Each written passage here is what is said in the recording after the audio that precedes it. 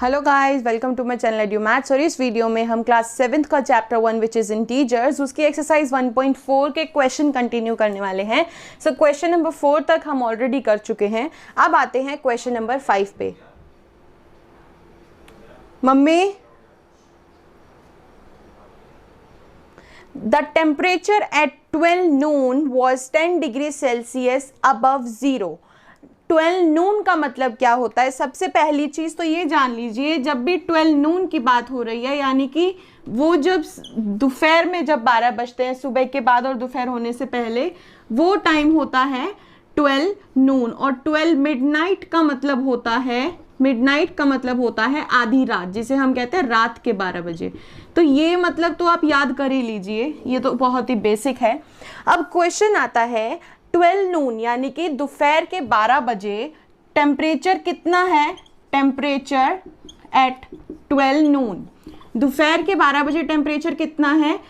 10 degree Celsius above zero. Zero से above का मतलब क्या होता है? ज़्यादा। जीरो से 10 डिग्री सेल्सियस ज़्यादा। ऑब्वियसली 0 + 10 = 10। तो 12 मिडनाइट पे टेम्परेचर कितना है? 10 डिग्री सेल्सियस। आगे क्वेश्चन है, if it decreases at the rate of 2 degree Celsius per hour, यानी कि हर एक घंटे वो 2 डिग्री सेल्सियस कम हो रहा है।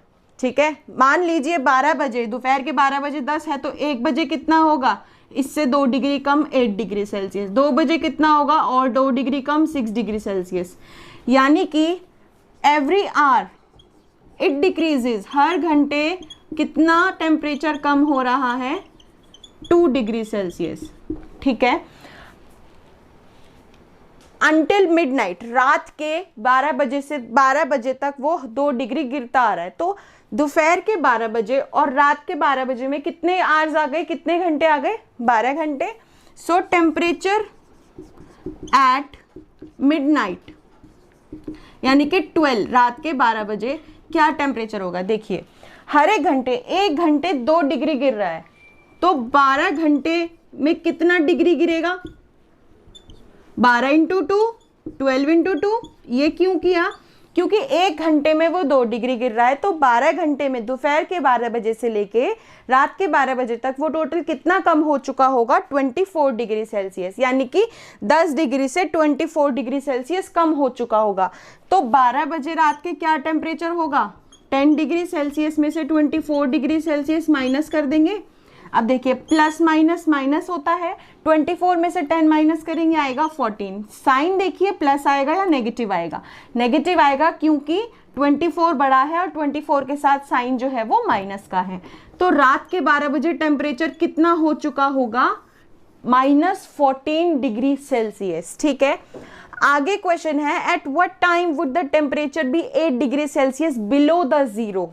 बिलो द जीरो का मतलब है जीरो से कम। अबव माने ज्यादा, बिलो माने उससे कम। तो -8 हो गया ना। 0 से 8 डिग्री सेल्सियस कम कब होगा? अब देखिए, रात के 12 बजे हर 2 घंटे टेम्परेचर गिर रहा था, तो रात के 12 बजे 12 घंटे के अंदर गिरा -14 डिग्री सेल्सियस। ठीक है, अब हमें बताना है कि दोपहर के 12 बजे 10 डिग्री सेल्सियस है, तो -8 कब होगा? उसके लिए क्या करना है? पहले 10 और -8 में डिफरेंस देखते हैं कितना। 10 और -8 में कितना डिफरेंस है, यानी कि 10 डिग्री से -8 डिग्री आने तक उसको कितना टेम्परेचर गिरना पड़ेगा। तो उसके लिए क्या करेंगे? 10 में से माइनस करेंगे -8 को। ऐसा नहीं है कि सिर्फ आप 8 को माइनस करेंगे, वो तो सिर्फ 2 डिग्री आ जाएगा। 2 डिग्री तो 1 ही घंटे में गिर जाता है, उस हिसाब से तो ये 1 बजे गिर जाए, 1 बजे -8 पहुंच जाएगा। इसलिए हमें यहाँ पे क्या करना है? इसको प्लस, यानी कि माइनस करना है माइनस। ठीक है, अब ये हो गया 10 minus plus 18 degree Celsius. 10 + 8 18 degree Celsius. तो कितना टेम्परेचर का डिफरेंस है? 18 डिग्री का। यानी कि अगर दोपहर के 12 बजे 10 डिग्री टेम्परेचर है, तो 18 डिग्री सेल्सियस गिरने के बाद -8 हो जाएगा। ठीक है, 10 में से 18 को माइनस करोगे तो -8 ही आएगा ना। यानी कि कितना डिफरेंस आया? 18 डिग्री का। अब 18 डिग्री सेल्सियस कितने घंटों में कम हुआ है? देखिए, 1 घंटे में हुआ है 2 डिग्री। 1 आवर में कितना हुआ है, 2 डिग्री सेल्सियस कम हुआ है।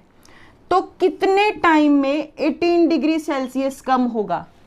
ठीक है, जैसे कि अगर मैं आपसे कहती हूँ कि आप 1 घंटे में 3 पेज पढ़ते हो, 1 घंटे में 3 पेज रीड करते हो, तो कितने घंटे में आप 6 पेजेस रीड करोगे? तो आप क्या करोगे, आप बता देंगे कि 2 घंटों में। ठीक है, कैसे पता चला? हमने क्या किया, 6 को 3 से डिवाइड, 2 आ गया। अब इसी तरीके से 1 घंटे में अगर 2 डिग्री सेल्सियस कम हो रहा है तो कितने घंटे में 18 डिग्री सेल्सियस कम होगा? इसके लिए हम क्या करेंगे, 18 को 2 से डिवाइड कर देंगे और आंसर आ जाएगा 9 आवर्स। कितने घंटे में? 9 घंटे में 18 डिग्री सेल्सियस कम होगा। ठीक है, 9 घंटे में 18 डिग्री सेल्सियस। और अब टाइम लगाते हैं कि कितने बजे टेम्परेचर हमारा -8 हुआ। 12 बजे से लेके 9 आवर्स लगा लीजिए, 1 2 3 4 5 6 7 8 9, यानी कि -8 डिग्री टेम्परेचर कब होगा? एट 9 PM, रात के 9 बजे the temperature will be -8 degree Celsius. ठीक है, अब इसका ओवरव्यू ले लेते हैं, बिल्कुल भी कंफ्यूज नहीं होना है। आगे है what would be the temperature at midnight. Midnight का हम ऑलरेडी निकाल ही चुके हैं, तो ये मिडनाइट का आ गया। देखिए 12 बजे दोपहर को 0 डिग्री से 10 डिग्री ज़्यादा, यानी कि +10 डिग्री सेल्सियस टेम्परेचर है। अगर वो कम हो रहा है हर घंटे 2 डिग्री, हर घंटे 2 डिग्री कम हो रहा है, तो वो मिडनाइट तक, रात के 12 बजे तक, पहले तो हम लगा लेते रात के 12 बजे कितना टेम्परेचर है। ठीक है, तो उसके लिए क्या किया, 1 घंटे में 2 डिग्री गिर रहा है, तो 12 घंटे में, यानी कि दोपहर 12 से रात 12 बजे तक 12 घंटे में कितना गिरेगा, 24 डिग्री सेल्सियस। अब टेम्परेचर देखते हैं, अभी 10 डिग्री है, 12 घंटे बाद 24 डिग्री माइनस होने के बाद कितना हो जाएगा, -14 डिग्री सेल्सियस। क्या किया हमने इसको माइनस। उसके बाद है कि -8 below the zero, below the zero का मतलब है 8 डिग्री माइनस में है, 0 से नीचे। तो -8 डिग्री टेम्परेचर किस टाइम होगा, क्या टाइम हो रखा होगा उस टाइम पे?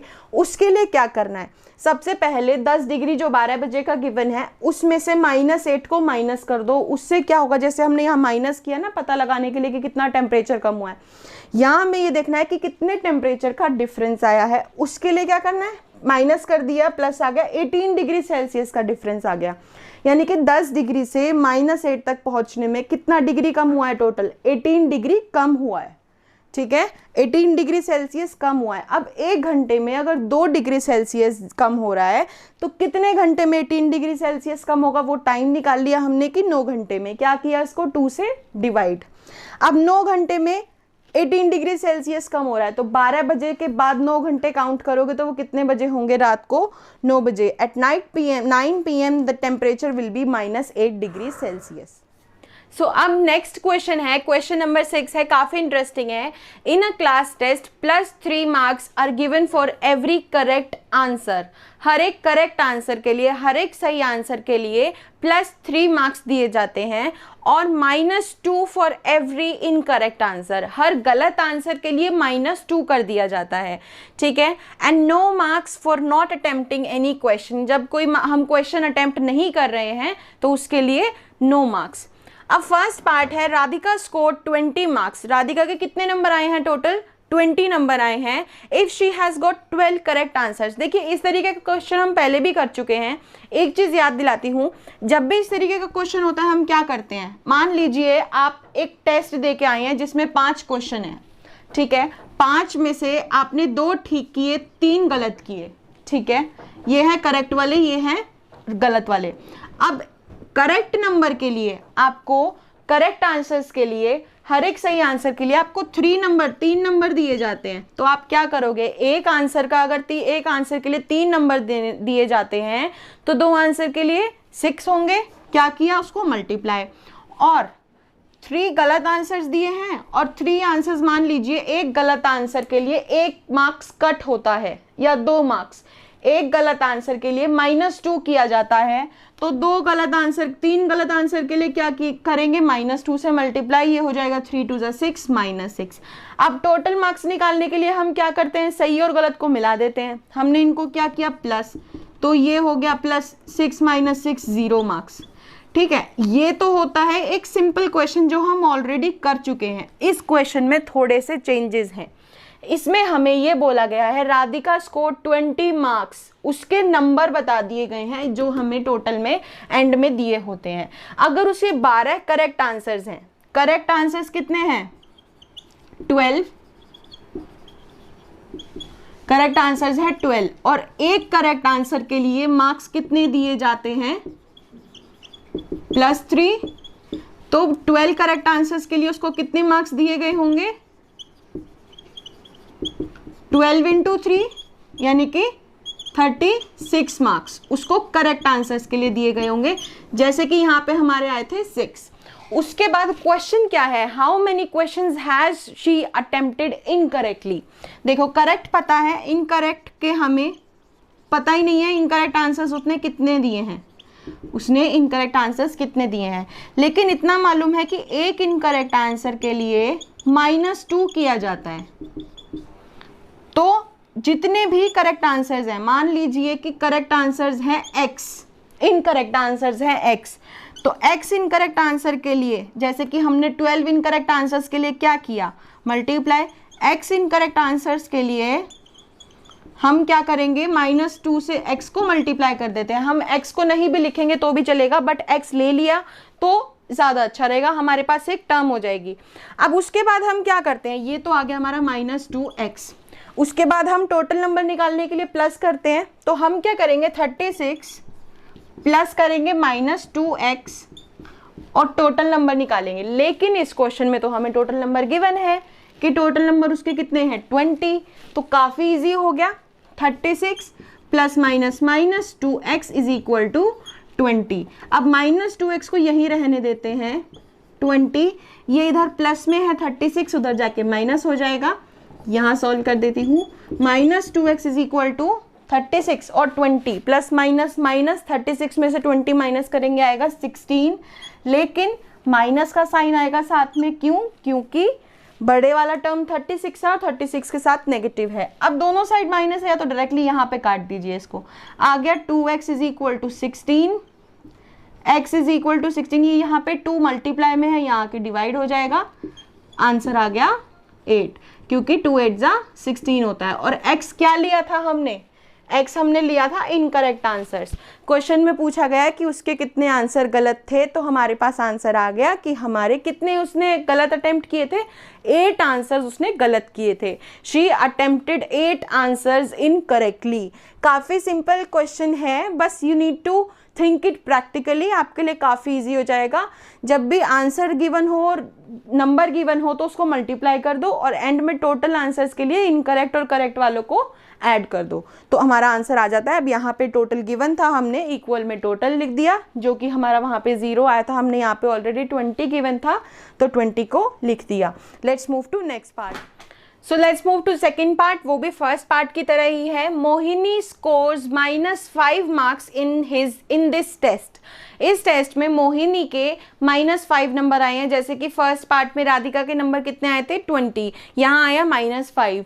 दो she has got 7 correct answers. अब देखिए अगेन 1 करेक्ट आंसर के लिए कितने नंबर दिए जाते हैं, 1 करेक्ट आंसर्स के लिए मार्क्स दिए जाते हैं +3 मार्क्स, ठीक है। तो उसने कितने करेक्ट आंसर्स दिए हैं 7 करेक्ट आंसर्स, तो 7 करेक्ट आंसर्स के लिए कितने नंबर होंगे 7 × 3, 7 3 जा 21 मार्क्स तो हो गए हमारे करेक्ट वाले। अब आते हैं इनकरेक्ट पे।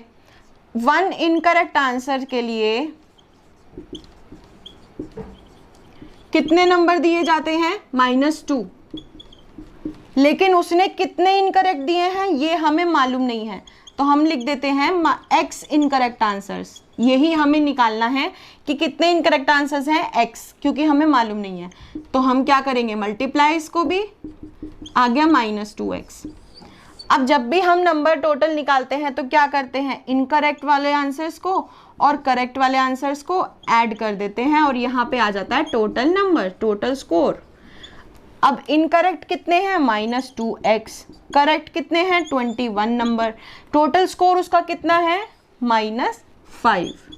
अब -2x = -5, ये +21 वहाँ चला जाएगा, -21 हो जाएगा, -2x is equal to minus minus plus होता है और साइन माइनस का होता है, 21 + 5 = 26, माइनस से माइनस कट हो गया, x is equal to 26, denominator में आ जाएगा 2 क्योंकि 2 यहाँ मल्टीप्लीकेशन में है, वहाँ आ जाएगा एडिशन में। आंसर आ गया 13। जब हम 26 को डिवाइड करेंगे 2 से तो आ गया 13। तो शी अटेम्प्टेड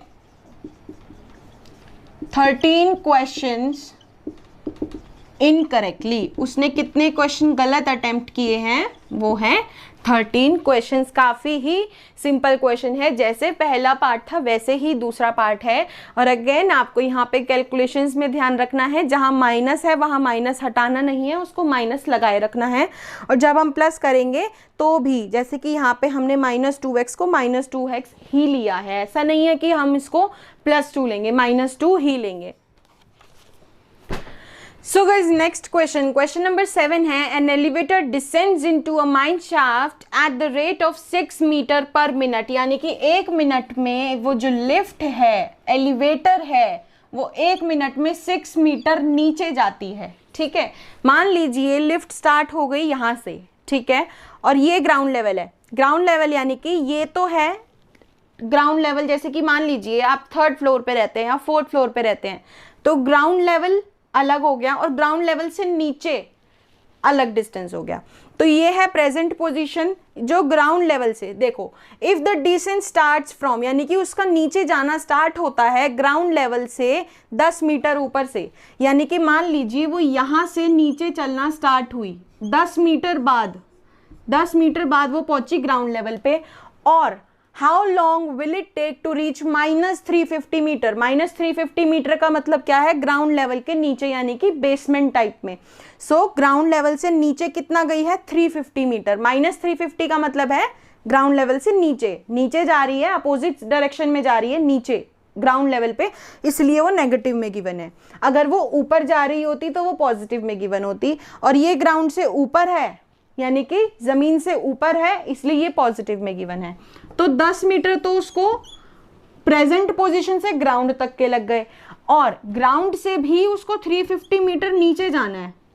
तो टोटल कितना चलना है उसको? 350 + 10, क्योंकि वो स्टार्ट तो यहाँ से हो रही है ना, ग्राउंड लेवल से तो स्टार्ट नहीं हो रही। स्टार्ट हो रही है, प्रेजेंट पोजीशन उसकी यहाँ है, 10 मीटर बाद वो पहुंचेगी ग्राउंड लेवल पे। ग्राउंड लेवल से भी नीचे उसे 350 मीटर जाना है, तो टोटल उसे कितना चलना पड़ेगा? 350 + 10 = 360 मीटर।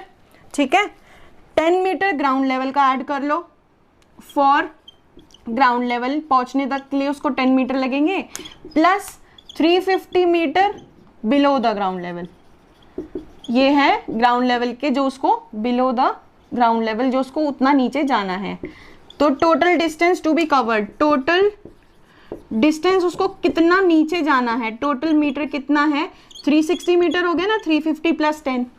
अब यदि वो 1 मिनट में 6 मीटर नीचे जा रही है, देखिए 1 मिनट के अंदर कितना मीटर जा रही है? 6 मीटर। तो कितने मिनट के अंदर वो 360 मीटर नीचे जाएगी? हमें वो टाइम निकालना है। How long will it take, उसको कितना टाइम लगेगा, कितने मिनट लगेंगे 360 मिनट नीचे जाने में। डिसेंस का मतलब है नीचे जाना।